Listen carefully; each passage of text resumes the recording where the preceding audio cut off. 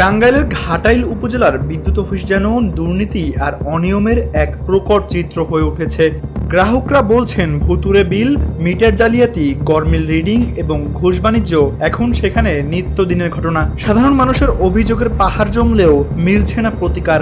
একদিকে অস্বচ্ছ হিসাব, অন্যদিকে ভয়ভীতি দেখিয়ে বিল আদায়, সব মিলিয়ে ভোগান্তির অন্ত নেই।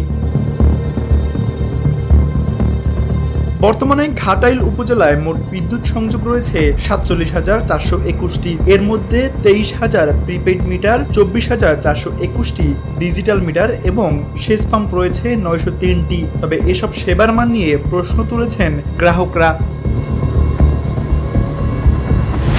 বিশেষ করে সেচ পাম্প গ্রাহকদের ক্ষেত্রে সমস্যা প্রকট আকার ধারণ করেছে। উপজেলার দীঘলকান্দি ইউনিয়নের আনার গ্রামে সম্প্রতি 15 থেকে 16টি সেচ পাম্প মালিককে শূন্য ইউনিট রিডিং দেখিয়েও 18,000 থেকে 40,000 টাকা পর্যন্ত ভুয়া বিল ধরিয়ে দেওয়া হয়েছে। বিল না দিলে মামলা কিংবা সংযোগ বিচ্ছিন্ন করার হুমকি দিচ্ছে বিদ্যুৎ অফিসের কিছু অসাধু কর্মচারী। এ বিষয়ে ঘাটাইল টাঙ্গাইল বিদ্যুৎ অফিসের নির্বাহী প্রকৌশলী মোহাম্মদ মোস্তাফিজুর রহমান জানায়, বিষয়টি আমাদের নজরে এসেছে, তদন্ত করে দোষীদের বিরুদ্ধে প্রয়োজনীয় ব্যবস্থা নেওয়া হবে।